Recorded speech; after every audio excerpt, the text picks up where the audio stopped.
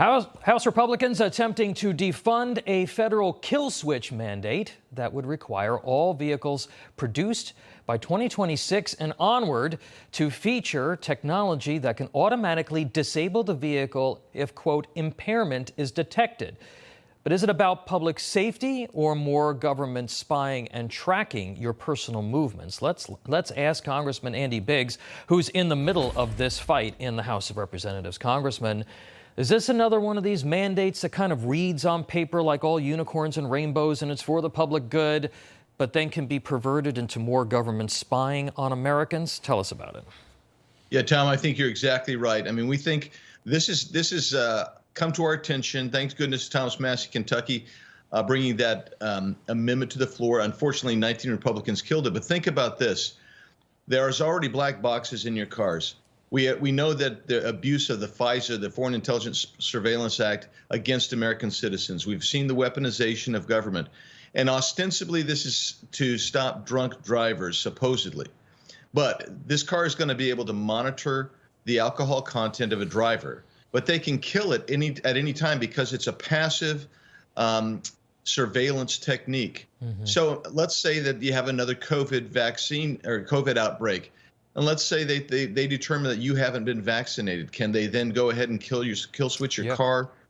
It's a control thing, Tom, no doubt about it. You know, one of the first things that I thought about, Congressman, when I saw this is that this could also be the first step to inserting technology into vehicles that would allow the government to track your mileage and then tax you. And we know that the Biden administration has proposed this and talked about it, Pete Buttigieg, then tax you in the name of reducing emissions and fighting climate change.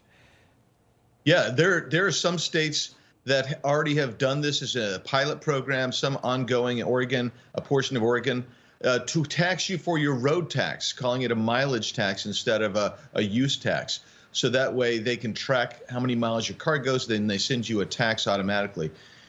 This automation of surveillance allows the federal government to continually expand what it wants, how it wants to control you. So in this instance, they're claiming it's DUI, but it's going to go far beyond that.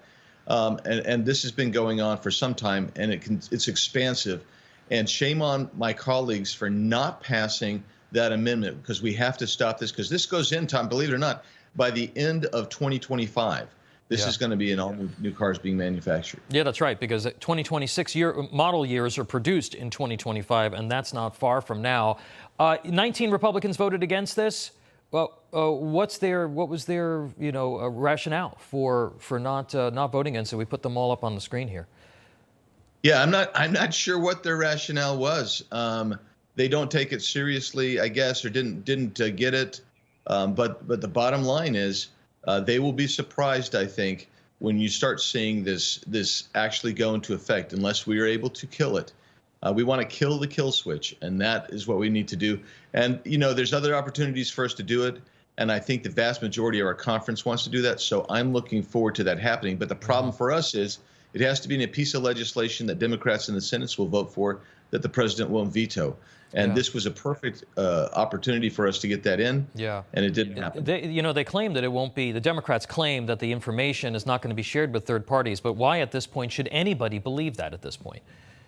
Well, you shouldn't believe it, because we had to pass, we actually have legislation pending to stop the surveillance agencies, the three-letter alphabet soup at the federal level, from buying all this private source data so that they can spy on you. I mean, just think about it. You've got these data accumulators, and CIA, NSA, FBI, they're buying that and turning around and using it to take a gander at what Americans and how they're spending money or whatever other private data they have. Why would you think it would be limited for use in DUI situations? Yeah, the Consumer Financial Protection Bureau is already buying up all of your credit card purchases. And this really reminds me, Congressman, of the social credit system, kind of the beginning of that Chinese communist social credit system where you can be monitored wherever you go. And then that could impact your access to transportation or to other types of, sort of essential products and services. Real quick, what's the next step? We have to get this on another bill, run another amendment, get it on another bill, and persuade our colleagues. I think we can. All right. Congressman Andy Biggs, always a pleasure. Keep up the fight on this one. This is very, very concerning.